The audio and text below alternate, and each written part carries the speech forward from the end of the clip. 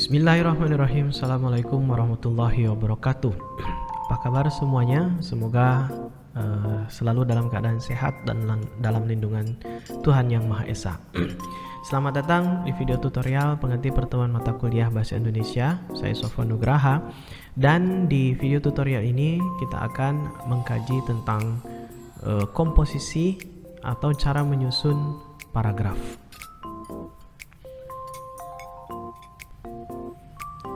Jadi materi ini adalah kelanjutan dari materi sebelumnya, yaitu pembahasan tentang kalimat. Ya, jadi komposisi paragraf ini kita sudah beranjak ke konstituen bahasa yang lebih tinggi ya tingkatnya sebenarnya, karena di kajian tentang sintaksis kemarin dan tata kalimat kita bermain-main di ranah atau tingkatan konstituen kalimat. Nah, seperti yang kita bahas sebelum-sebelumnya, bahwa yang namanya kalimat itu mengandung gagasan. Ya, karena yang namanya kalimat disebut lengkap ketika dia memiliki gagasan utuh.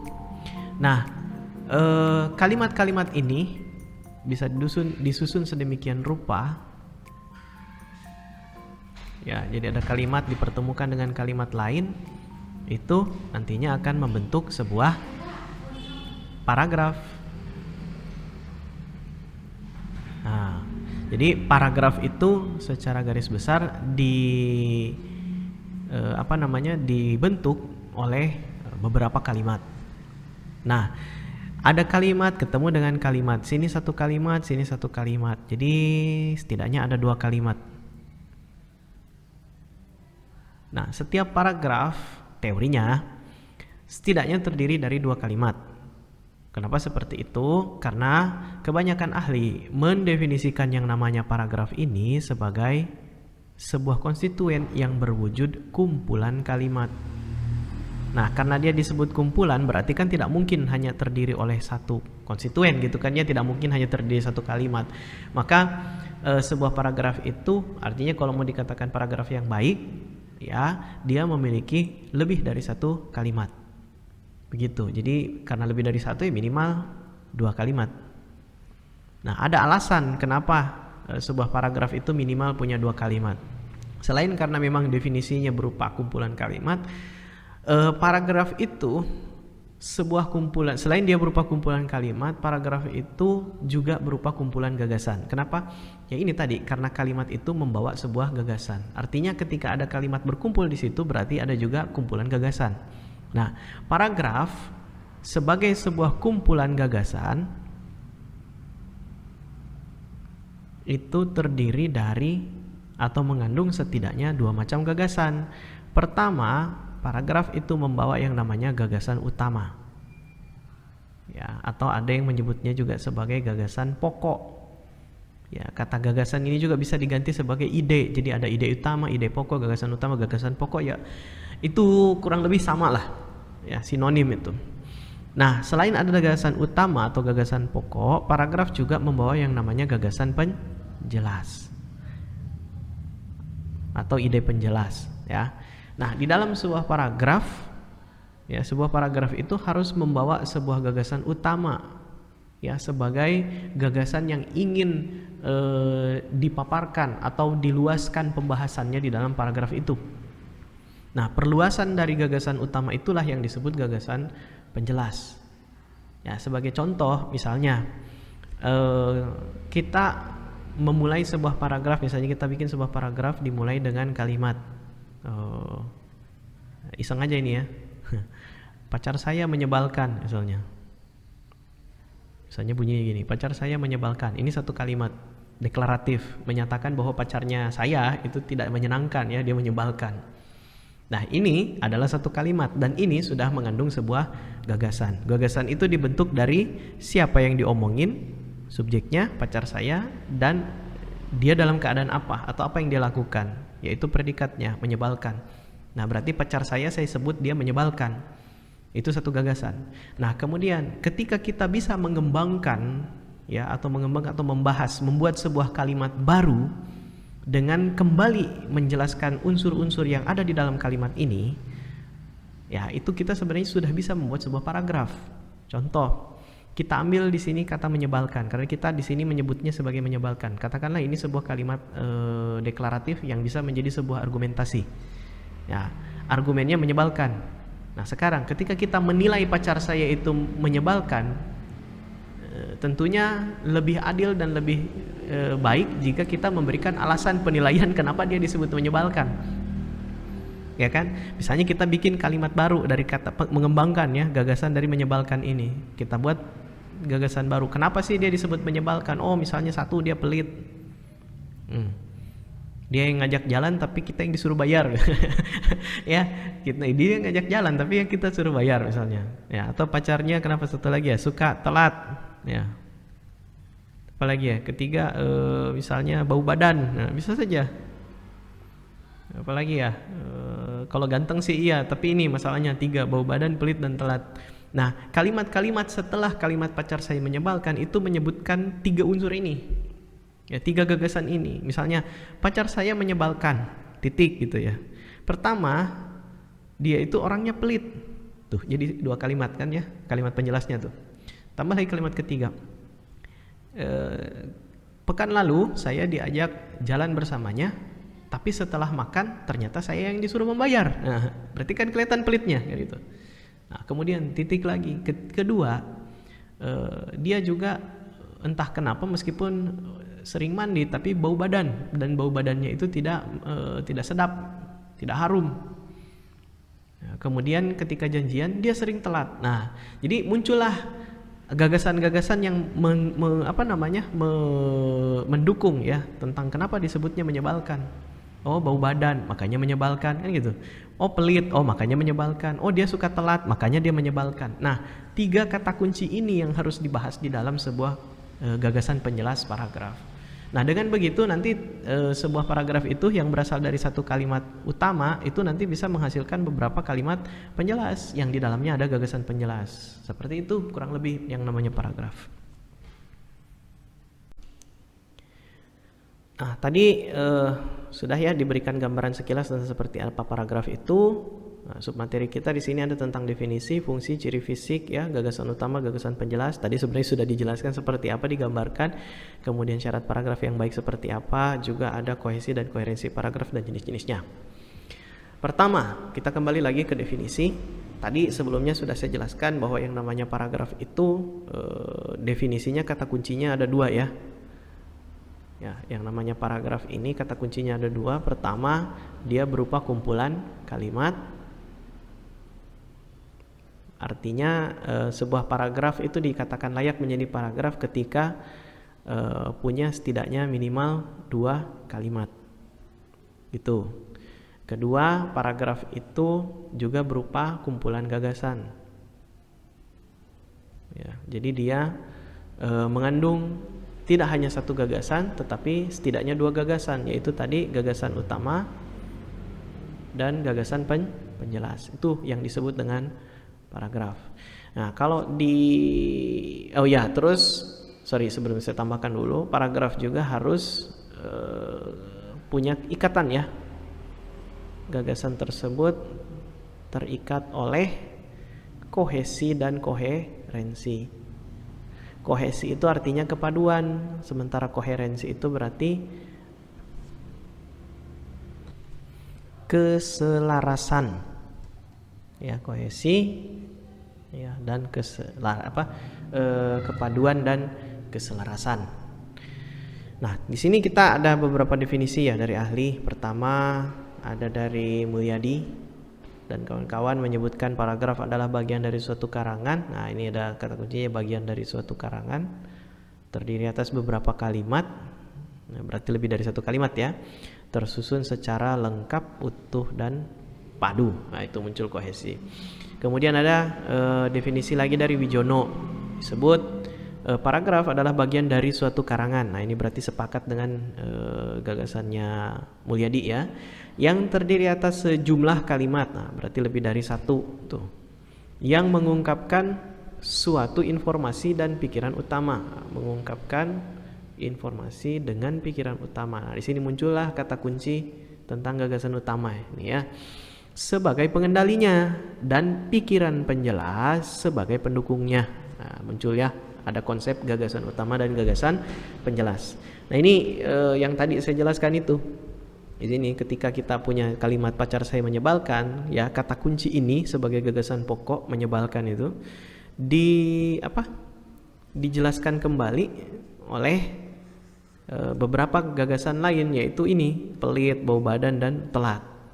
Jadi menyebalkan inilah sebagai gagasan utamanya. Ya, ini kata kunci utamanya. Nah, bau badan, pelit dan telat ini semuanya gagasan penjelas. Seperti itu. Nah, kemudian kita lihat ke definisi ketiga, disebut paragraf adalah seperangkat kalimat. Nah, ini sinonim-sinonim aja semua ya. Artinya intinya lebih dari satu kata. Lebih dari satu kalimat. Minimal 2 kalimat ya, karena dia seperangkat. Seperangkat itu berarti beberapa unsur bergabung dan saling berkombinasi menjadi sebuah sistem. Makanya disebut seperangkat. Ya, seperangkat kalimat yang membicarakan suatu gagasan atau topik. Nah, kemudian kalimat dalam paragraf memperlihatkan kesatuan pikiran atau mempunyai keterikatan. Nah, inilah yang disebut dengan kohesi dan koherensi. Kesatuan pikiran itulah koherensi. Kemudian keterkaitan itulah yang disebut koherensi. Seperti itu. Nah, jadi apa itu paragraf tadi? Ini kata kuncinya. Kemudian di sini saya sampaikan lagi sebuah konstruksi bahasa dengan konsisten berupa kalimat dan gagasan. Jadi di dalam paragraf itu harus ada kalimat dan gagasan, sekumpulan kalimat. Jadi setidaknya 2 kalimat, memiliki kalimat utama dan kalimat penjelas, karena di dalam kalimat utama ini adalah gagasan utama dan di dalam kalimat penjelasan adalah gagasan penjelas, karena kalimat itu membawa gagasan. Ya, jadi dia disebut kalimat utama karena dia membawa gagasan utama. Nah, kemudian kalimat penjelas ya disebut begitu karena dia membawa gagasan penjelas. Nah, kemudian antara gagasan utama dan gagasan penjelas itu harus punya berkaitan dan logis hubungannya. Nah, kaitan-kaitannya ini bisa terbangun secara bisa naluriah gitu kan, memang ada hubungannya secara premis, dan bisa juga terbangun melalui melalui bantuan konjungsi atau alat bantu sambung, yaitu kata sambung. Nah, nanti kita lihat di dalam contoh-contoh beberapa paragraf. Nah, apa sih fungsinya paragraf? Pertama, paragraf itu dibuat di dalam tulisan, ya, karena kalau di bahasa lisan itu nggak ada paragraf. Kita kan ngomong lancar aja gitu, kita tidak bisa bedakan mana paragraf satu dengan yang lainnya kalau bahasa lisan. Tapi di bahasa tulis, paragraf itu berfungsi ya memberi bentuk, ya membentuk sebuah pikiran dan perasaan menjadi serangkaian kalimat. Terus gagasan itu punya hubungan logis ya antara satu kalimat dengan yang lain dan saling mendukung. Bukan saling mendukung. Jadi gagasan utama itu didukung oleh gagasan. Jadi ketika kita mengucapkan sebuah pernyataan, ya ada hal yang mendukung pernyataan itu. Gitu. Kalau misalnya kita buka kalimatnya, sepeda motor Supra GTR tidak terlalu sukses di pasaran karena harganya terlalu mahal. Nah, itu sepeda motor Supra GTR. Sepeda motor Supra GTR, misalnya ini nyebut merek nggak apa-apa ya, contoh aja. Supra GTR tidak terlalu sukses di pasaran karena harganya mahal. Berarti ada 3 kata kunci. Tidak terlalu, bukan kata kunci ini, frasa ya, karena lebih dari 1 kata. Supra GTR tidak terlalu sukses dan harga mahal. Nah, kalau ini dijadikan gagasan utama kalimat ini, otomatis kita harus membahas setidaknya salah satu dari ketiga ini, kan begitu? Kita membahas Supra GTR, kita membahas apa penyebab dia tidak terlalu suksesnya, dan bukti harga mahalnya apa. Itu misalnya dikasih harganya di Jakarta sekian, di daerah lain sekian, atau dibandingkan dengan sepeda motor lain gitu. Yang sekelas, misalnya Supra GTR sekelasnya dengan Yamaha MX King misalnya. Oh, Supra GTR harganya 23 juta, MX King hanya 22 juta, tapi performa lebih bagus MX. Itu, seperti itu. Jadi ada gagasan yang ditulis, tapi dia dan pikiran di dalam gagasan itu nanti didukung oleh penjelasnya. Kedua, paragraf juga berfungsi menandai peralihan gagasan, karena begitu paragraf itu berganti, semestinya gagasan itu sudah beralih. Jadi kalau misalnya di paragraf pertama kita sebut Supra GTR tidak sukses karena harganya mahal, begitu dia pindah ke paragraf kedua, dia akan membahas lagi salah satu dari ini tapi menggantinya diganti, misalnya dia tetap membahas Supra GTR dan dia masih membahas penyebab tidak terlalu suksesnya, tapi bukan lagi dari segi harga, misalnya dari segi performa. Bagaimana mesinnya, bagaimana kecepatannya, bagaimana handlingnya, bagaimana ride quality-nya, seperti itu. Gagasannya udah berubah. Ketiga, memudahkan pengorganisasian, karena dia menandakan peralihan, artinya ketika gagasan itu berpindah, kita bisa menata gagasan itu per paragraf. Jadi di paragraf pertama kita memperkenalkan barangnya misalnya. Ya. Paragraf kedua kita menyebutkan kelebihannya. Paragraf ketiga kita menyebutkan kekurangannya. Paragraf keempat kita menyebutkan simpulan bagaimana penilaian secara luas berdasarkan kelebihan dan kekurangan. Jadi ada organisasi bagian-bagian dari teks. Di paragraf ini sampai ini kita perkenalkan bentuknya. Ya, misalnya Supra GTR adalah sepeda motor roda 2 gitu ya. Desainnya modern, kemudian lampunya bagaimana, ukuran rodanya berapa inci dan seterusnya. Masuk di paragraf kedua, ketiga misalnya, 2 paragraf menjelaskan kekurangan. Masuk ke paragraf keempat, kelima masuk menjelaskan kelebihan. Nah, di akhir paragraf tulisan misalnya paragraf ke-6 kita dari kelebihan dan kekurangan itu bagaimana pertimbangannya. Supra GTR ini cocok untuk pasar yang mana gitu ya. Disukai oleh pengendara kira-kira yang seperti apa karakternya, seperti itu. Nah, karena dia mengorganisasi gagasan, maka paragraf juga akan memudahkan penulis untuk mengembangkan topik. Jadi topik utama ngomongin Supra GTR. Ya, kemudian di bawahnya nanti ngomongin ternyata dia sukses. Nah, kalau dia sukses penyebabnya apa? Terus dikembangkan kemudian diorganisasikan menjadi paragraf-paragraf. Dan kelima, memudahkan pengendalian variabel. Jadi variabel-variabel seperti ini ya, variabel pendukung. Jadi maksudnya di sini variabel itu argumentasi pendukungnya itu bisa disusun berdasarkan paragraf mana yang cocok. Ya, kayak misalnya di paragraf 1 itu menyebut tidak terlalu sukses karena harga mahal. Di paragraf kedua masih menyebutkan tidak terlalu sukses, tapi variabelnya berubah. Bukan variabel harga yang dibahas, tapi variabel performa. Misalnya mesin gitu kan ya, mesin atau yang ya mesin.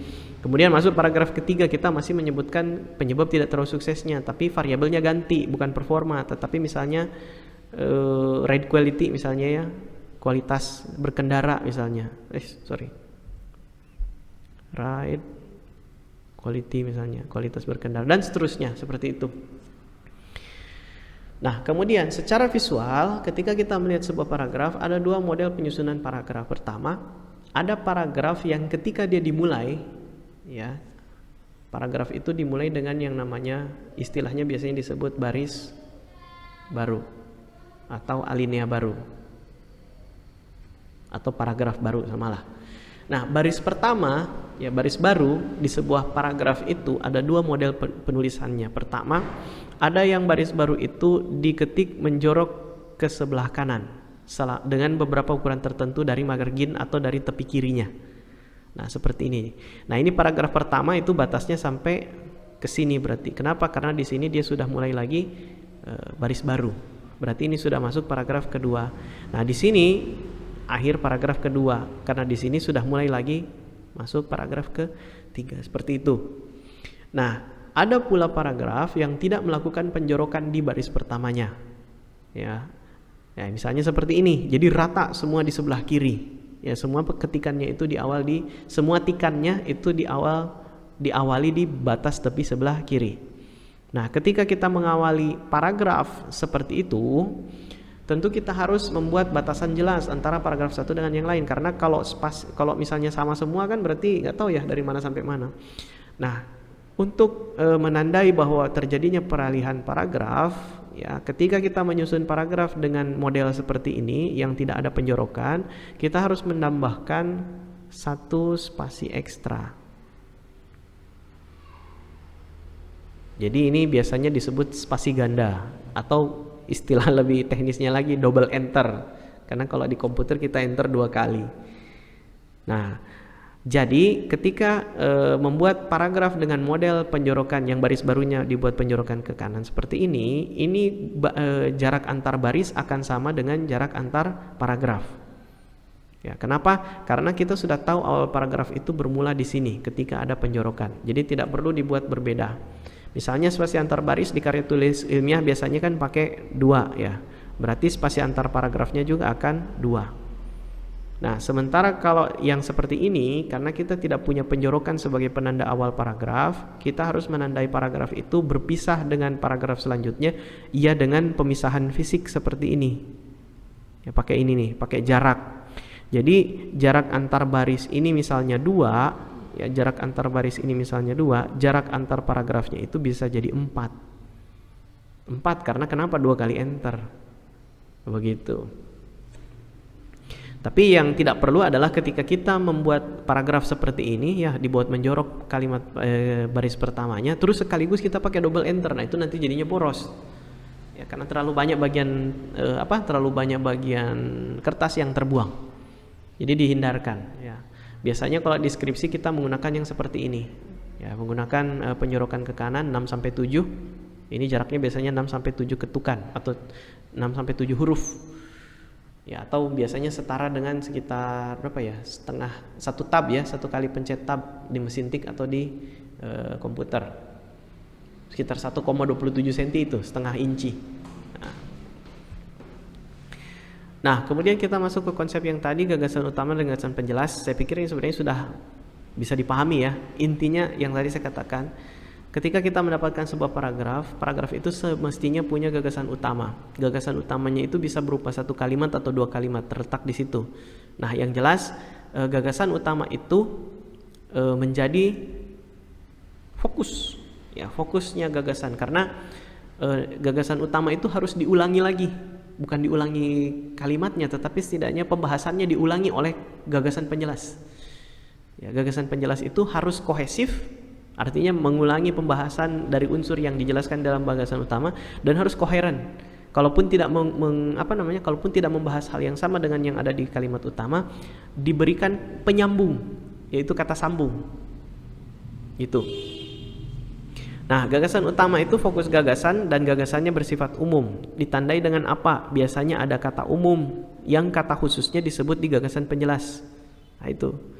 Nah, kebalikannya gagasan penjelas itu mengungkit bahasan yang lebih rinci karena ini lebih spesifik gitu ya, atau lebih sempit daripada gagasan utama karena dia akan menjelaskan unsur-unsurnya atau kata-kata kunci yang disebutkan di gagasan utama. Maka dari itu gagasan penjelas itu lebih spesifik. Tandanya kalau di gagasan utamanya ada kata umum, maka biasanya di gagasan penjelas muncul kata khususnya. Itu muncul kata khusus. Misalnya disebut kata umumnya atau kategorinya ya, kategorinya aja. Misalnya kategorinya kekurangan. Ya, kekurangan kita membahas apa misalnya? Membahas laptop. Oke. Kekurangan laptop Asus misalnya. Nah, otomatis di gagasan penjelas itu harus muncul unsur-unsur kata khusus yang berhubungan dengan kekurangan gitu. Kan nggak lucu kalau misalnya dibilang kata kuncinya gagasan utamanya tentang kekurangan. Begitu muncul misalnya gagasan penjelasnya di situ menjelasnya misalnya baterainya awet, ya bodinya kuat, apalagi loadingnya cepat. Itu mah kayaknya kelebihan bukan kekurangan. Jadi ya kalaupun misalnya kita mau membahas itu harusnya ada kata penyambung gitu, nyambung, ada penyambungnya, ada konjungsinya gitu. Misalnya kita katakan seperti ini, ukuran laptop Asus tipe X tidak terlalu besar. Nah, ini keunggulan kan, berarti tidak perlu besar. Koma, namun bobotnya berat. Nah, berarti ada kekurangannya. Gitu. Jadi pakai konjungsi namun di situ supaya menegaskan, oh kita menyebutkan kelebihan dulu, tapi di belakangnya ada kekurangannya. Berarti kan ada nyambungnya gitu kan ya, pakai hubungan pertentangan seperti itu. Nah, kedua, ciri yang lain juga bisa berupa holonim. Holonim yang meronimnya ada di gagasan penjelas. Nah, kalau misalnya kurang jelas ya apa itu holonim meronim? Holonim itu saya kasih hubungannya langsung gini aja. Misalnya ada kata tangan. Ya, kata tangan ini berhubungan, dia holonim dari kuku. Ya. Holonim dari jari. Tuh. holonim dari apa ya? Apa yang ada di tangannya? Sidik jari misalnya. Ya. Apalagi oh ya, holonim dari telapak tangan. Nah, itu.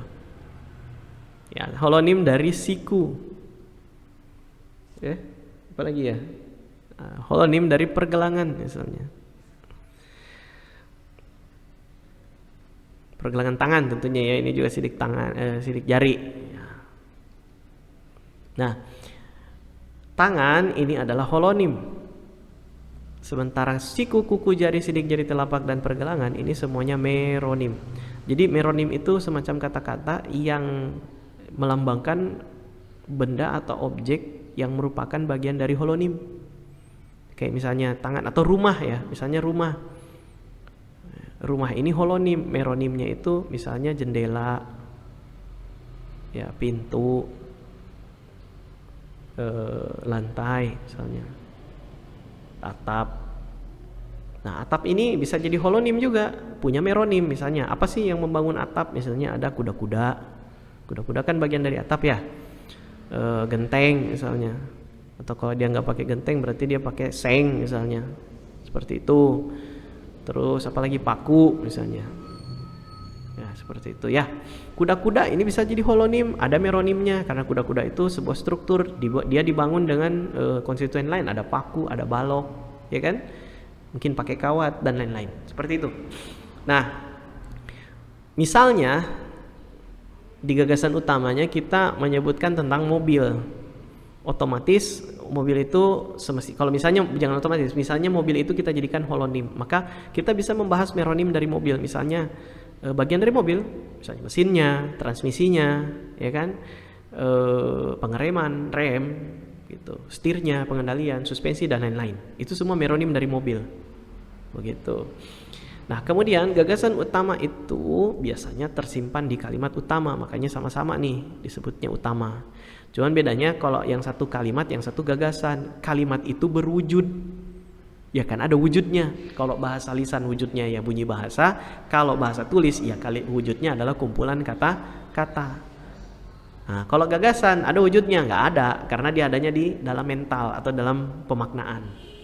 Nah, gagasan karena dia tidak punya wujud, dia harus menjelma, harus dijelmakan dan ditandai. Cara menandainya adalah dengan kalimat. Makanya kenapa gagasan dan kalimat ini erat sekali hubungannya. Ibarat kalau saya dulu, karena gini, ada istilah pemaknaan itu kalau dia apa ya, di teori pemaknaan itu ya, ada yang disebut dengan pemaknaan struktur fisik dan pemaknaan struktur batin. Nah, struktur fisiknya itu kalimat, struktur batinnya itu gagasan. Kenapa? Karena kalimat kan bisa didengar, bisa dibaca, berarti wujudnya ada, eksis gitu ya, konkret. Tetapi kalau gagasan kan nggak bisa kelihatan. Buka otaknya orang yang kelihatan kan bukan gagasan, di dalam adanya darah.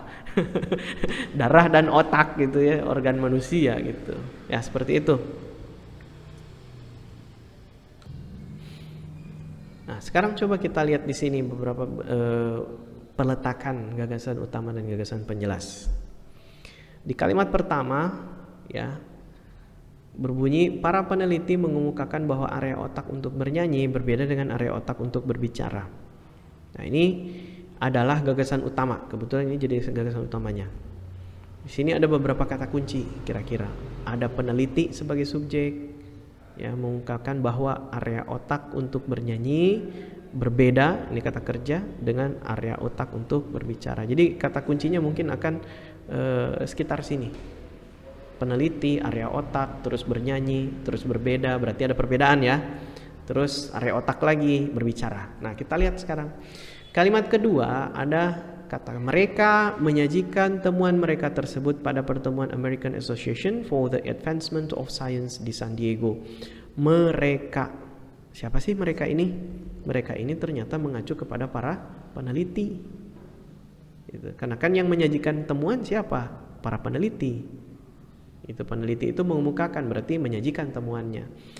Nah, di sini muncul ya hubungan antara mereka dengan para peneliti. Kemudian jika pusat bicara seseorang rusak oleh stroke. Nah, di sini muncullah kata-kata kunci tadi ya, pusat bicara. Nih. Ya kan? Ia dapat belajar menggunakan pusat bernyanyinya. berarti muncullah di situ dua kata kunci ya, ada bicara dan bernyanyi. Diulang dua kata kunci ini yang berasal dari kalimat pertama. Dalam uji coba klinis, uji coba klinis ini otomatis dilakukan oleh siapa? Peneliti. Tuh ya. Para peneliti kayaknya disebut lagi subjeknya. Berarti ini mengacu kepada para peneliti gitu. Ini hubungannya mengacu kembali ke sana, kembali semuanya ke kalimat utama atau gagasan utama. Menunjukkan cara otak merespon terapi intonasi melodi. Nah, muncul kata kunci otak tuh. Gitu. Kemudian Gottfried Schlau, Profesor Neurologi Beth Israel Deaconess Medical Center dan Harvard Medical School di Boston, Amerika Serikat, memimpin uji coba. Uji coba ini, yang ini, itu semuanya hasil dari itu adalah proses yang pernah dilakukan oleh para peneliti itu. Peneliti kan melakukan penelitian ya, berarti ada uji coba. Nah, penelitian itu yang dilakukan oleh semua kembali ke kalimat pertama, mengungkapkan tentang peneliti, ya kan, tentang otak dan kemampuan bernyanyi atau berbicara, begitu. Nah, tadi kita sudah bahas tentang gagasan utama, gagasan penjelas. Nah, karena di dalam sebuah kalimat itu bukan hanya satu gagasan, tetapi berupa kumpulan gagasan. Ya, kumpulan gagasan otomatis juga kumpulan kalimat. Sebuah paragraf itu harus bisa mengorganisasi gagasannya. Makanya tadi didepankannya karena dia harus memenuhi, karena dia semestinya memenuhi itu tadi manfaat. Dia sebagai ini yang mana tadi? Nah, ini pengorganisasian gagasan ini.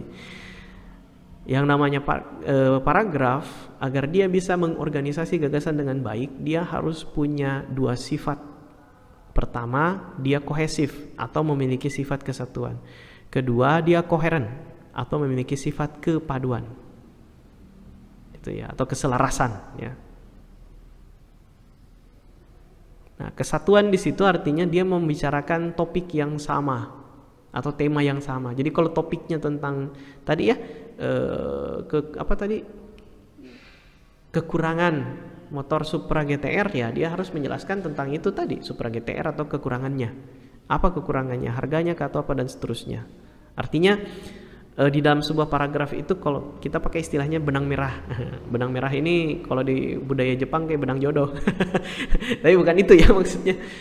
Benang merah itu ya ada keterikatan gitu antara kalimat pertama gagasannya tentang ini, kalimat kedua ngomongin masih karena gagasan utamanya di kalimat satu bicara tentang kekurangan, ya kalimat kedua harus ngomongin kekurangan lagi meskipun kata-katanya sudah bukan lagi menyebut kekurangan. Misalnya dikatakan mesinnya kecil, berarti itu kekurangan. Tenaganya kurang, gitu kan? Mesinnya boros misalnya, seperti itu. Kemudian syarat kesatuan lainnya, artinya paragraf itu harus punya penanda ya, bahwa pembahasan yang dibahas dalam topik topik yang dibahas itu tidak melenceng. Artinya dia masih berfokus kepada hal yang sama. Keempat, kalau ada kalimat yang gagasannya keluar dari pokok bahasan paragraf, berarti paragraf ini tidak kohesif gitu. Nah, sementara itu kepaduan paragraf atau koherensi itu ditandai dengan kejelasan, keruntutan, dan kelogisan. Jadi harus jelas siapa yang jadi gagasan utama. Kedua, harus runtut. Ya, harus runtut. Artinya kalau kita mau menjelaskan menjelaskan kekurangan sebuah produk atau benda, ya bisa diurai sedemikian rupa supaya tidak saling tumpang tindih antara yang kekurangan 1, 2, 3, dan 4 gitu. Misalnya ada 4 kekurangannya. Ya. Kalau misalnya kita menyatakan hubungan sebab akibat di dalam sebuah paragraf, ya tentu kita harus menjelaskan sebabnya dulu, baru akibat. Tapi bisa nggak sih kalau misalnya akibat dulu? Bisa saja akibat dulu, baru ke sebab. Nah, yang tidak lucu adalah kalau misalnya satu paragraf semuanya tentang sebab, tidak ada akibat. Nah, itu berarti belum koheren. Masa ada sebab tidak ada akibatnya? Berarti bukan sebab akibat. Gitu ya. Atau sebaliknya gitu, kita menyebutkan akibat tapi tidak tahu sebabnya apa. Atau sebabnya tidak logis. Ya, bisa juga sebabnya tidak logis. Atau kita mau menarik simpulan, paragraf kan ada yang bentuknya simpulan ya. Menarik simpulan tapi premis-premis yang diajukan atau argumentasi yang diajukan itu tidak nyambung. Contoh, kita kasih dulu yang kohesi. Nah, ini kohesi. Sini sifat kohesif bisa dilihat dari indikator berikut, bisa berupa pengulangan kata, ya. Kemudian ada kata ganti atau pronomina, ada koreferensi artinya perujukan. Ya, kemudian ada sinonimi, kemiripan arti dan metafora, pakai perandaian. Nah, di sini kita lihat ada paragraf bunyinya. Di masa pandemi penyakit ini telah muncul nosi ini makna ya. Nosi baru atau pengertian ya. Pemahaman baru terhadap istilah pahlawan. Dulu pahlawan cenderung diasosiasikan pada orang-orang yang berjuang membebaskan Indonesia dari cengkeraman penjajah. Nah, itu dulu katanya. Simbolisasinya biasanya dicitrakan dengan seseorang yang menggunakan seragam prajurit sambil memegang senjata atau bambu runcing. Kalimat kedua ini mengulang kata pahlawan. Nah, disebut muncul nosi atau pengertiannya atau pemahaman. Nah, coba lihat kalimat kedua. Cenderung diasosiasikan pada orang-orang yang berjuang membebaskan Indonesia. Jadi, orang-orang yang berjuang membebaskan Indonesia dari cengkeraman penjajah. Inilah yang disebut sebagai pengertiannya pahlawan. Berarti ini ada penjelasan kembali ya tentang apa sih pahlawan. Ini ada koreferensinya dari pahlawan. Kemudian orang-orang ini siapa? Inilah yang disebut pahlawan. Koreferensi berarti referensi kembali ke sana. Ini juga ada pengulangan kata karena di sini diulang lagi kata pahlawan. Nah, kemudian kalimat ketiga, simbolisasinya. Nah, di sini ada nya. Nya ini sebuah klitika yang bisa mengganti ya, klitika pengganti ya, pengganti orang atau penunjuk. Ini adalah referen. Nya ini merujuk ke siapa? Simbolisasi pahlawan, berarti merujuk kepada pahlawan. Berarti merujuk kembali ke pahlawan yang ini gitu. Nah, sekarang kini di tengah wabah COVID-19, para tenaga medis juga disebut sebagai pahlawan. Nah, muncul lagi pengulangan pahlawan. Nah, tapi yang di sini siapa yang disebut pahlawan? Yang disebut pahlawan bukan lagi pejuang dari yang melawan penjajah, tetapi tenaga medis. Tenaga medis itu kan tidak berjuang melawan penjajah ya, tetapi membantu pelayanan kesehatan bagi para pasien. Ya, bukan hanya COVID, ya pasien penyakit yang lain juga gitu. Nah, kemudian di sini muncul lagi koreferensi mereka. Ya. Nah, kemudian di sini ada perandaian, ada penggambaran ya sebenarnya dia bukan metafor sebenarnya ya. Di sini ada deskripsi bahwa pahlawan itu seseorang ini nih, citranya tuh kayak tentara gitu ya, pakai seragam prajurit terus pegang senjata dan bambu runcing, itu katanya pahlawan. Padahal sekarang pahlawan tidak harus begitu. Pahlawan bisa saja nakes. Kalau dulu simbolnya pahlawan itu kayak prajurit, ya sekarang simbolnya bisa saja dokter gitu ya, pakai jas putih, atau perawat ya pakai baju blazer putih gitu. Seperti itu.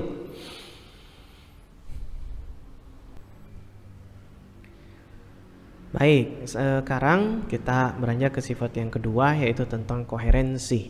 Jadi sifat koheren gagasan di dalam paragraf itu berkaitan dengan keselarasan gagasan-gagasan yang dikandung dalam tiap kalimat. Ya, jadi karena di dalam paragraf itu ada lebih dari satu kalimat, otomatis ada lebih dari satu gagasan juga. Ya, karena kan yang membawa gagasan itu adalah kalimat. Satu kalimat punya satu gagasan utuh setidaknya. Nah, sifat koherensi di dalam paragraf, di antara kalimat-kalimat di dalam paragraf itu bisa dikendalikan dengan dua cara. Pertama, menggunakan konjungsi. Ya, seperti misalnya ada konjungsi pertentangan, ada konjungsi urutan. Jadi misalnya gini ya, kita punya satu paragraf yang kalimat utamanya itu membicarakan tentang objeknya, misalnya ponsel merek atau laptop merek tertentu lah, misalnya dia laptop Asus misalnya. Nah, kemudian dikembangkan gagasannya menjadi kelebihan dan dikembangkan menjadi kekurangannya. Nah, semestinya kan ketika kita prinsip kohesi paragraf itu, semestinya kan kalau misalnya si paragrafnya disebut kohesi, berarti kan dia membahas tentang laptop Asus ini aja ya, misalnya laptop Asus model X misalnya ya. Dia berfokus saja kepada ini, ke laptop merek Asus yang model X. Tetapi bukan berarti kita semata-mata hanya membicarakan itu, tidak juga. Kita bisa mengambil objek atau subjek lain. Misalnya meskipun paragrafnya membicarakan tentang Asus model X, kita bisa menyebut merek lain. Misalnya kita menyebut misalnya mereknya Lenovo ya, Modelnya model A misalnya. Nah, tapi kan jadinya tidak, apakah ini jadinya tidak kohesi? Ya kalau misalnya kita tiba-tiba memunculkan pembahasan tentang Lenovo model A, bisa saja jadi tidak kohesif karena kan berpindah fokus ya. Yang awalnya fokusnya tentang Asus model X jadi Lenovo model A. Ada dua objek yang dibahas di situ. Tetapi bisa diakali keselarasannya dengan cara menggunakan konjungsi. Ya, karena konjungsi ini sebagai kata penghubung, ya, dia bukan hanya menghubungkan dua konstruksi, tapi dia juga bisa menghubungkan dua gagasan. Nah, di sini misalnya ya, ada konjungsi yang digunakan untuk hubungan pertentangan. Ada konjungsi digunakan untuk hubungan urutan. Ya, ketika misalnya kalimat sebelumnya ya mau dipertentangkan dengan kalimat selanjutnya, ya kita bisa gunakan konjungsi antar kalimat ya, konjungsi antar kalimat seperti namun demikian, meskipun begitu, akan tetapi, ya meskipun demikian, ya banyak. Nah, konjungsi pertentangan seperti ini yang bisa dipakai untuk menghubungkan dua topik ya atau dua objek di dalam satu paragraf. Nah, atau bisa juga hubungan pertentangan urutan. Oh ya, bisa juga hubungan perbandingan. Perbandingan itu misalnya konjungsinya sementara itu. Ya, ini tapi ingat ya, konjungsinya harus konjungsi antar kalimat, bukan konjungsi antar klausa. Maka dari itu hindarkan penggunaan kata sedangkan. Kenapa ini dihindarkan? Karena kata sedangkan itu bukan konjungsi antar kalimat, melainkan konjungsi antar klausa. Jadi sedangkan ini harus di tengah. Ya, jadi ada klausa, ya kan, subjek predikat. Nah, di sini pakai sedangkan. Nah, di sini klausa keduanya. Jadi kalimatnya kalimat majemuk setara. Tapi sedangkannya harus di tengah. Jadi tidak boleh di awal. Makanya ini dihilangkan. Nah, kalau mau bikin perbandingan yang antar kalimat, gunakanlah sementara itu atau lain dari itu atau berbeda dari itu. Ya pokoknya jangan sedangkan. Itu. Nah, misalnya di sini tadi kita kembali ke sini. Di awal kalimatnya menggunakan laptop model X, kemudian disebutkan kelebihannya. Nah, kemudian di kalimat ketiga atau keempat tiba-tiba kita menyebut Lenovo model A.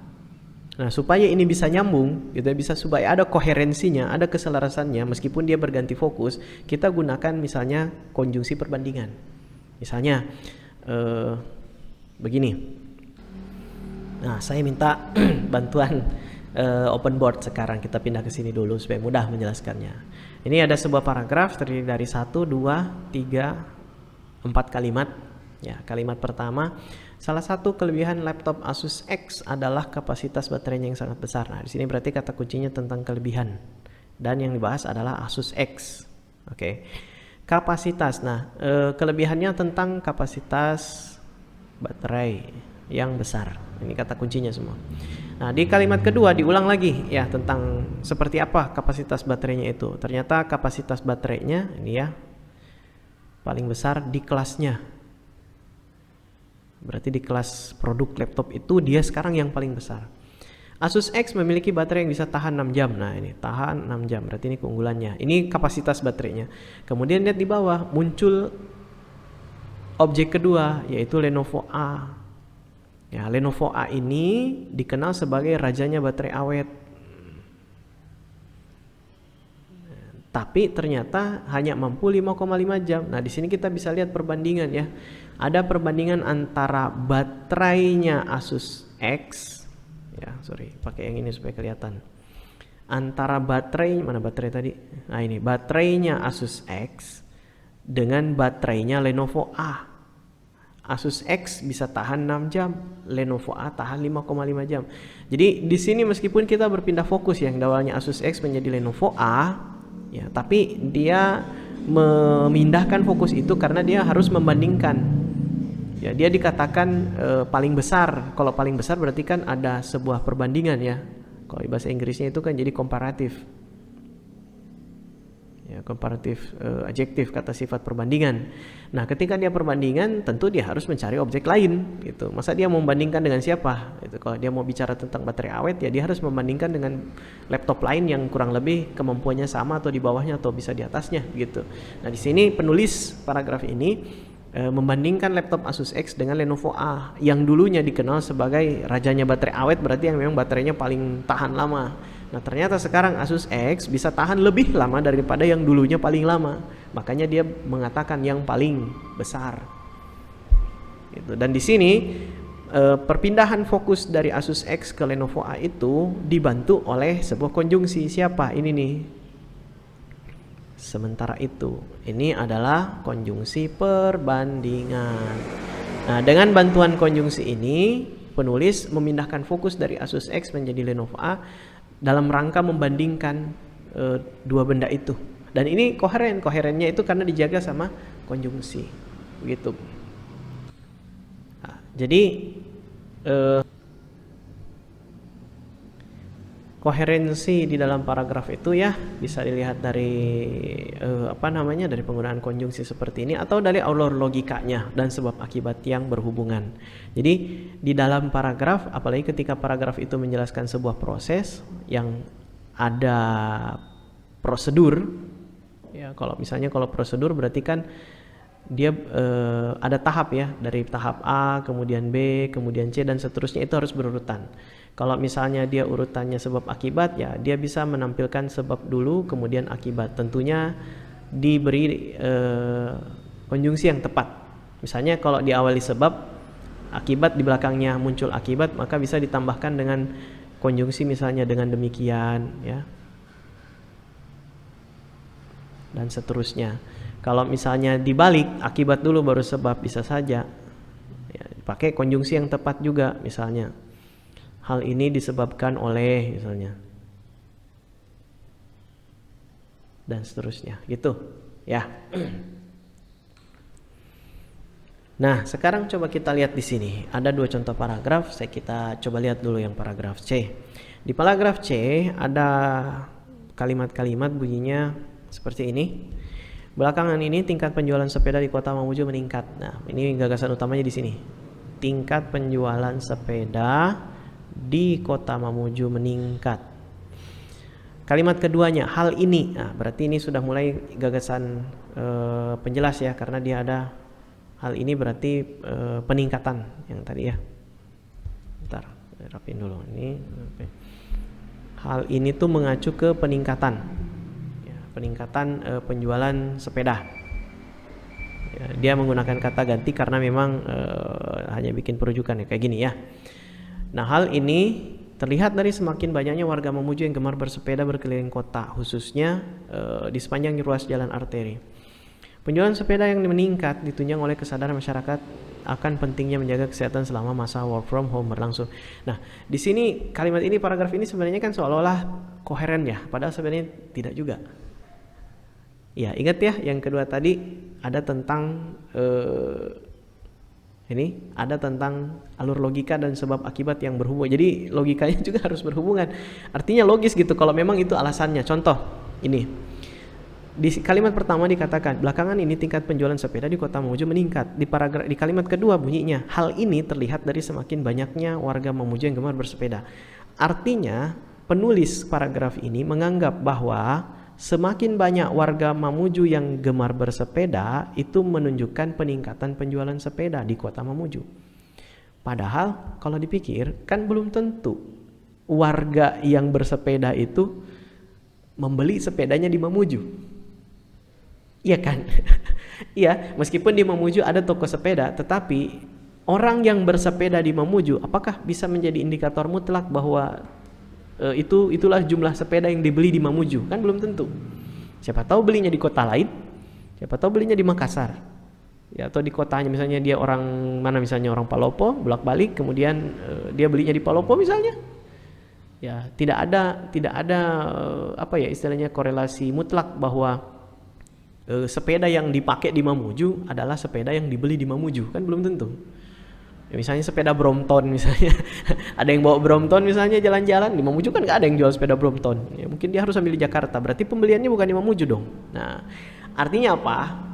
Tidak logis kalau misalnya kita mendasarkan argumentasi bahwa tingkat penjualan sepeda itu meningkat. Ini kan argumen ya, argumentasi bahwa tingkat penjualan sepeda meningkat itu tidak logis apabila didasarkan dengan kalau indikatornya terlihatnya dari semakin banyaknya warga Mamuju yang bergemar bersepeda.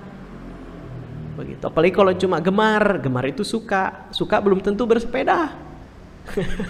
Kan suka gitu kan ya. Saya suka rendang, belum tentu saya yang membuat rendang. Siapa tahu saya cuma tahu makan, gitu kan. Tapi saya suka rendang. Itu.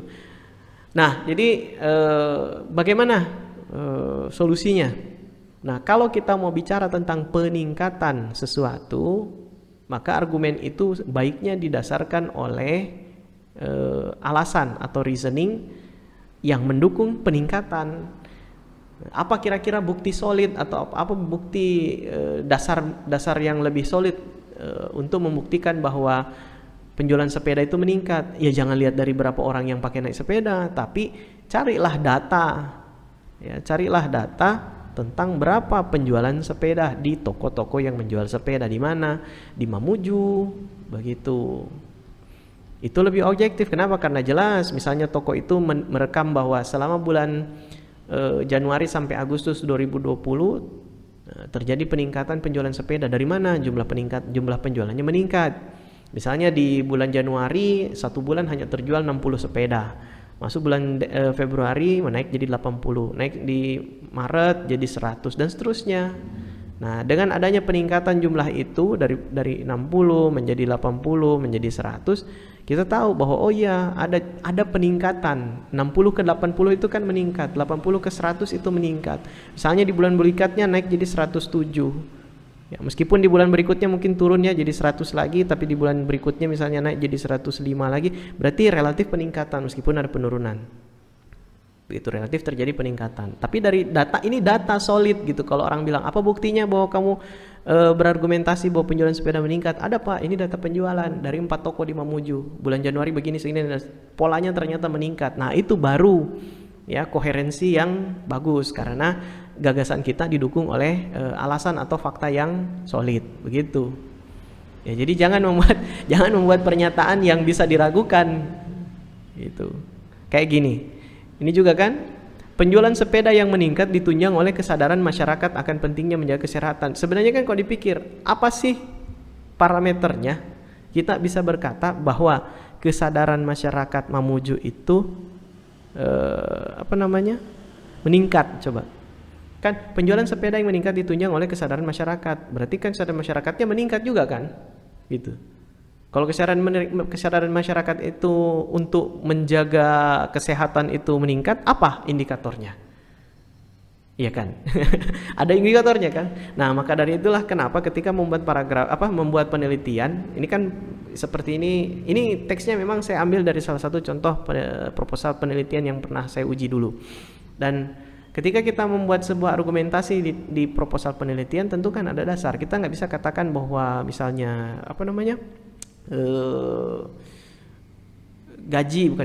honor yang diterima oleh pegawai honorer di Kabupaten Mamuju itu kurang kalau tidak ada data bahwa memang datanya kurang, begitu.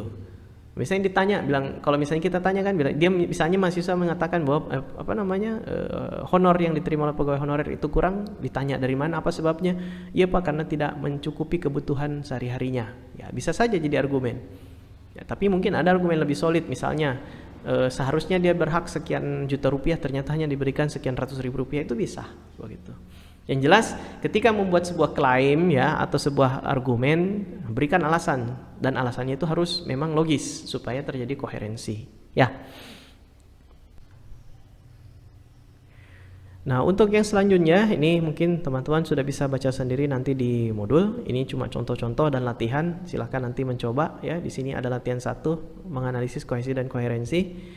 Dan ini simpulannya. Ini juga yang kedua, analisis kohesi koherensi. Nah, kita lihat ke sini dulu tentang jenis paragraf. Paragraf ada beberapa jenis ya macam. Berdasarkan struktur dalam teks itu, paragraf bisa dibagi menjadi paragraf pembuka, paragraf isi, dan paragraf penutup. Ini kan struktur paling standar ya ketika kita membuat teks artikel sederhana misalnya. Kebanyakan teks kan ya polanya seperti ini. Bahkan teks yang agak kompleks pun, misalnya dia skripsi itu kan pasti ada bagian pembuka, ada isi, dan ada penutup. Misalnya bagian pembukanya itu misalnya bab pertama, ya kan, sampai bahaya ini. Kurang jarak ya, itu hati-hati ketika nulis ya. Itu kalau jadi gitu jadinya BABI jadinya. Nah, bab pertama dan bab kedua itu kan bisa menjadi bagian pembuka. Nah, bagian isi misalnya bab ketiga, keempat, penutup, bab kelima dan seterusnya. Ya, paragraf pembuka berarti paragraf yang memperkenalkan isu atau topik yang akan dibicarakan. Pembahasan berarti yang sudah mulai memaparkan atau mendeskripsikan masalah yang dibahas. Kemudian penutup berarti biasanya menarik simpulan. Nah, kemudian berdasarkan gagasan utamanya, paragraf itu dibagi menjadi paragraf deduktif, induktif, dan campuran. Paragraf deduktif ini paragraf yang meletakkan gagasan utamanya atau kalimat utamanya itu di awal. Nah, sementara induktif itu kalimat utamanya di akhir. Nah, kalau campuran berarti ada di awal dan di akhir. Jadi dua kali mengutarakan gagasan utama. Nah, ini adalah model peletakan gagasan utama yang paling lazim biasanya diletakkan di paragraf. Kita bahas dulu, ini yang teknik pemaparan nanti ada di belakang, saya berikan contohnya. Nah, ini contoh analisis jenis paragraf berdasarkan struktur. Nah, ini adalah paragraf pembuka ya, 2 paragraf. Dia memperkenalkan di zaman dimana banyaknya kuliner, munculan dan rasa, salah satu kejadian bosan. Nah, ini ya, Gojek dan Grab dan seterusnya. Kemudian di sini bagian isi menjelaskan permasalahan, kemudian di penutup ini adalah simpulan. Kemudian tadi ada paragraf deduktif dan induktif. Paragraf deduktif itu gagasan pokok, gagasan utama atau kalimat utamanya di awal. Misalnya dia terdiri, paragrafnya bentuknya 4 kalimat ya. Kalimat pertama itu kalimat utama dan di dalamnya ada gagasan utama. Nah, sedangkan yang induktif itu dibalik, kalimat utama atau gagasan utamanya di akhir. Nah, seringkali kita menulis itu biasanya ya, saya kurang tahu juga karena kebanyakan sih saya lihat orang menuliskan modelnya menulis paragraf atau mengomposisi paragraf itu seringnya bentuknya deduktif. Mungkin karena model pemikiran kita senangnya deduktif ya, jadi disebutkan dulu apa yang pentingnya kemudian dipaparkan satu-satu. Itu unsur-unsurnya. Nah, kalau induktif kan soalnya induktif modelnya agak beda. Induktif itu modelnya itu paling sering berbentuk penarikan simpulan. Ya, seperti kita menarik simpulan dari premis. Ya, menarik simpulan dari premis. Di awal diberikan pernyataan. Nah, kemudian kita tarik gagasan apa yang umum di antara pernyataan-pernyataan ini. Begitu. Makanya biasanya bentuknya simpulan. Ini ada cirinya. Biasanya itu pakai ini kan, oleh karena itu. Ini kan persuasif ya. Dengan demikian, ya kan ya, atau hal ini berarti ya, itu ya biasanya. Atau jadi gitu. Jadi narik simpulan ya. Nah, kita lihat di sini. Coba lihat teks 1. Ponsel Sony Ericsson W380i memiliki desain body clamshell atau flip. Kelemahan utama desain body semacam ini adalah ringkihnya kabel fleksibel yang terselip di antara engsel body karena sering tertekuk-tekuk. Dengan demikian, Anda patut berhati-hati dengan kabel fleksibel W380 karena rawan rusak. Nah, ini contoh paragraf induktif karena dia ini ya. Dengan demikian ini menarik simpulan. Apa simpulannya? Anda harus berhati-hati. Kenapa? Karena kabelnya itu rawan rusak. Nah, di mana disebut rawan rusak ini? Karena desain bodinya begini. Nah, di sini disebut kelemahan utamanya apa? Kabel fleksibelnya ringkih. Gitu. Karena kenapa? Sering tertekuk-tekuk. Berarti itulah penyebab kenapa dia harus berhati-hati ketika menggunakan HP desain clamshell.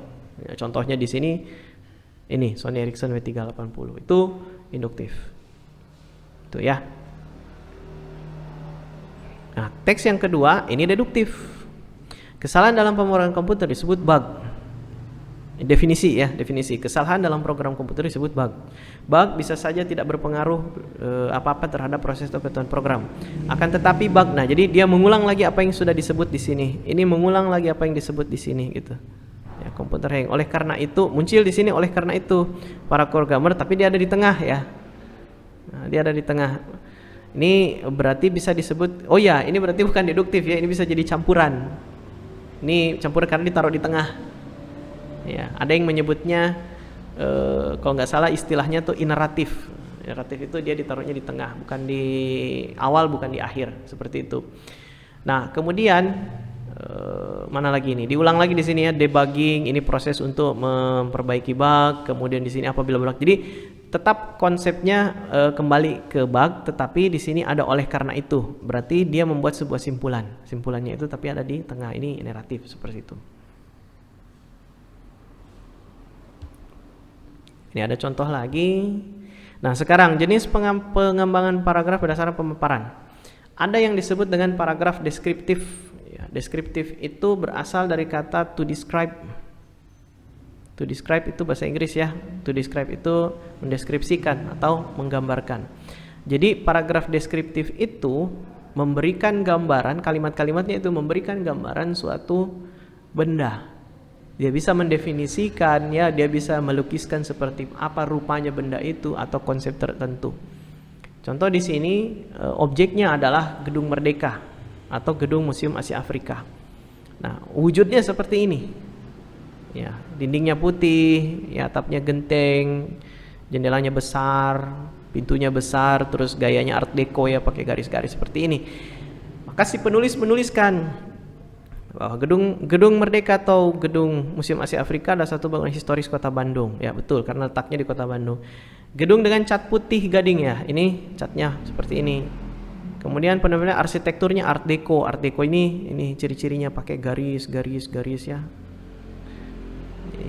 Jadi bukan lekukan yang melengkung, tapi lekukannya itu kaku, pakai garis. Kemudian di depannya berdiri pula tiang bendera. Ini tiang benderanya di depan ya. Pintu jendelanya berukuran besar, betul. Jadi kita bisa lihat gitu wujudnya seperti apa. Oh, di describe misalnya.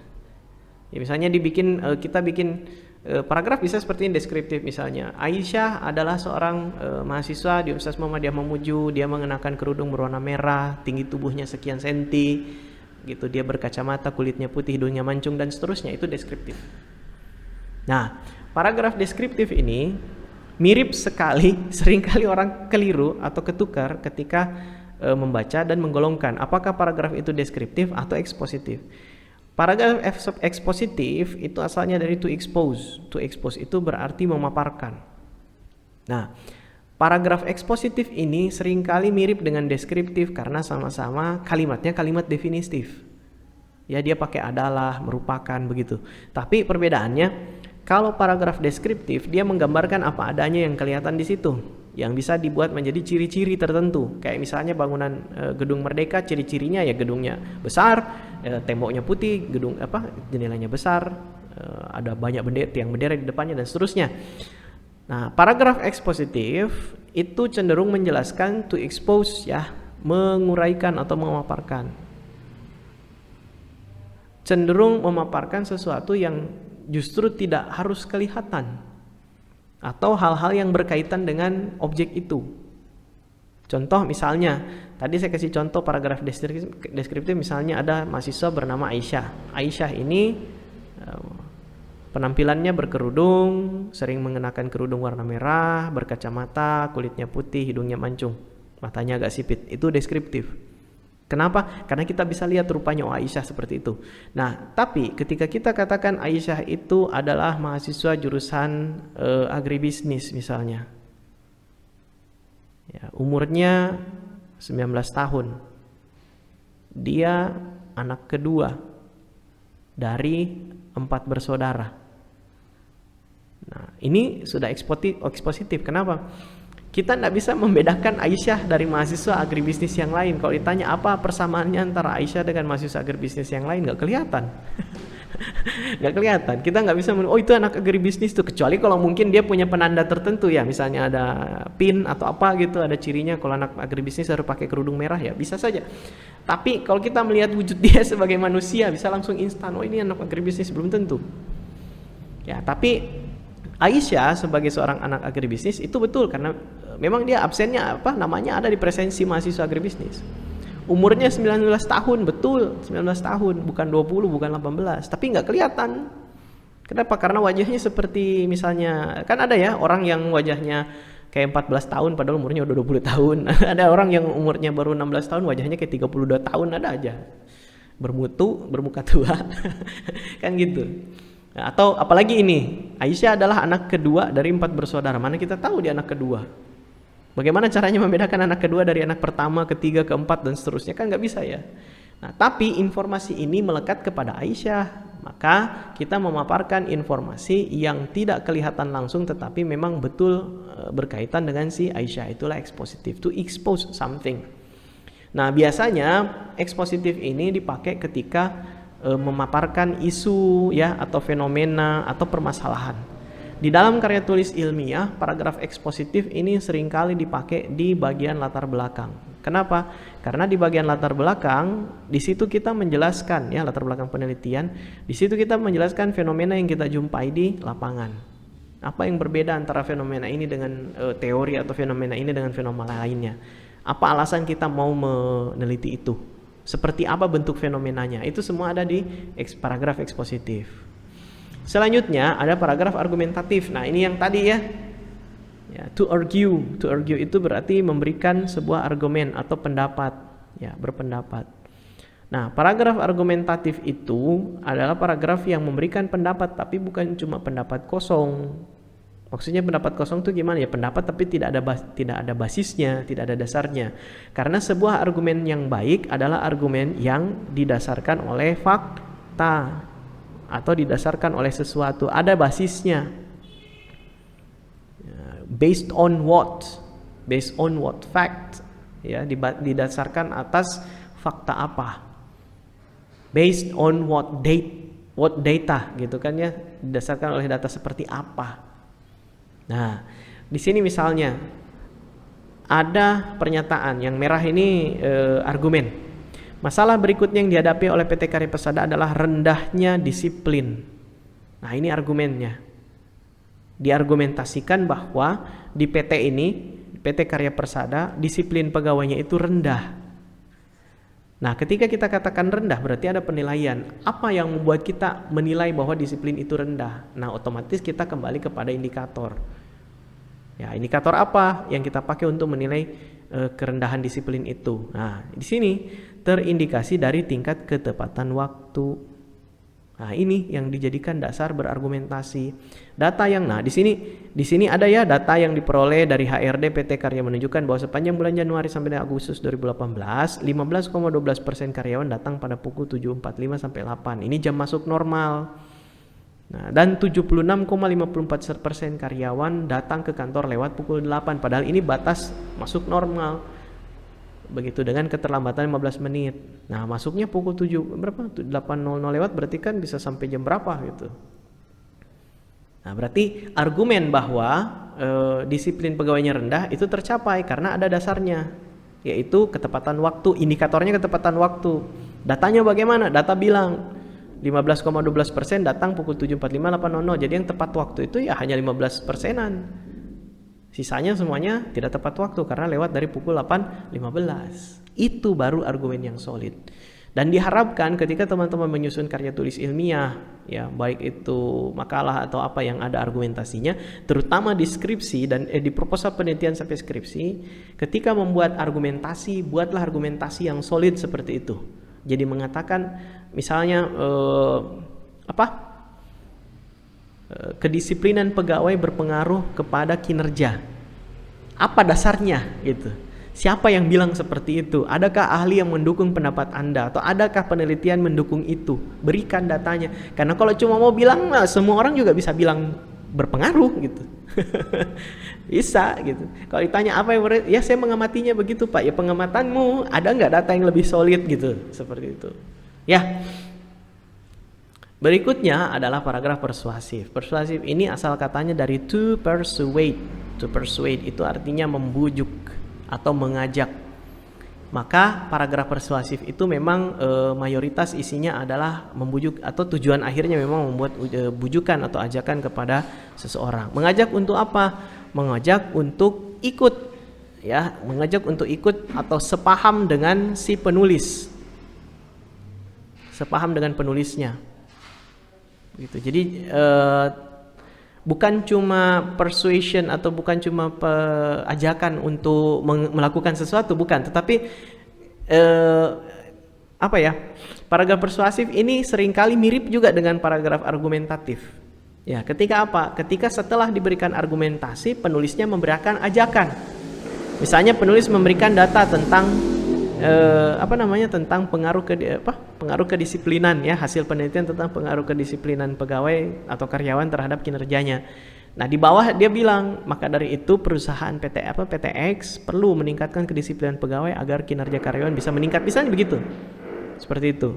Itu jadinya persuasif, tapi misalnya ya beda tipis memang antara persuasif dengan argumentatif, karena bedanya cuma di situ. Kalau persuasif itu akan ada ajakan seperti maka dari itu kita tidak perlu menghindari, ini kan tidak perlu menghindari daging namun tidak baik. Nah, ini kan ajakan ya, to persuade someone untuk apa? Untuk mengonsumsi daging tapi tidak berlebihan. Begitu ya. Kemudian ada lagi paragraf naratif. Naratif ini asal katanya dari to narrate. Ya, dulu ketika saya sekolah, ini bahasa ininya mengisahkan ya. To narrate atau menarasikan itu pengertiannya biasanya berikan contoh, itu biasanya paragrafnya dicerita fiksi. Padahal sebenarnya tidak. Ya, paragraf naratif ini bisa ditemukan di cerita, tapi bisa juga ditemukan di berita. Berita dan cerita itu potongannya cuma perbedaan kecil ya, cuma C dan B, tapi artinya beda. Kalau cerita itu cenderungnya kan fiktif ya, sementara kalau berita itu faktual. Ini kan perbedaan paling dasar ya, yang namanya berita itu harus faktual. Artinya berdasarkan fakt atau fakta. Ada kenyataannya, ada peristiwanya terjadi betulan, begitu. Nah, tapi dua-duanya naratif. Kenapa? Karena dua-duanya mengisahkan. Maksudnya mengisahkan itu apa? Paragraf naratif itu punya kronologi. Apa itu kronologi? Kronologi adalah urutan kejadian, peristiwa. Nah, contoh, ada berita tabrakan misalnya, kecelakaan tabrakan kendaraan. Ada kisahannya tentang bagaimana proses kejadiannya. Mula-mula dari tikungan di sebelah atas turunlah bis dengan berkecepatan tinggi. Dari bawah muncul sebuah Grand Max, kemudian menyalip dan seterusnya, akhirnya terjadi tabrakan. Akibat dari kecelakaan tersebut, bus masuk ke jurang dan Grand Max hancur misalnya. Itu ada urutannya. Kan dikisahkan, awalnya ada bus, kemudian dari bawah ada Grand Max. Bus mau menyalip, tapi ternyata di sebelah kanan ada Grand Max. Akhirnya terjadi tabrakan. Setelah tabrakan, busnya terpental ke jurang, Grand Max-nya hancur. Gitu. Itu scene ya, atau adegan ini. Itu ada di cerita, ada di berita. Berita juga begitu. Kan cerita juga demikian. Ya, si A, tokoh A datang ke sekolah, kemudian di sekolah ternyata dia terlambat karena bel sudah masuk, akhirnya dia tidak boleh ke sekolah, kemudian dia pergi main, ketemu dengan siapa, kemudian terjadi konflik dan seterusnya. Jadi naratif itu tidak terbatas di cerita saja, tapi ada juga di berita. Artinya, kalau ditanya apakah naratif selalu fiktif? Tidak. Berita itu faktual, kecuali kalau memang beritanya berita bohong ya, hoax, itu jadinya berita fiktif gitu. Baik, mungkin demikian pembahasan tentang paragraf. Sisanya teman-teman bisa baca yang lengkap di modul yang telah saya bagikan. Jadi bukan sekadar menonton ini, teman-teman juga membaca di modul supaya bisa memahami materi kemudian mengerjakan kuis. Jadi jangan lupa kerjakan kuis yang sudah diberikan sebagai evaluasi ya, bahwa teman-teman sudah paham tentang materi tersebut. Nah, jadi sampai di situ dulu pembahasan kita tentang paragraf. Semoga apa yang kita bahas ini bermanfaat dan mudah dipahami. Sampai jumpa di video tutorial berikutnya. Saya Safwan Nugraha. Assalamualaikum warahmatullahi wabarakatuh.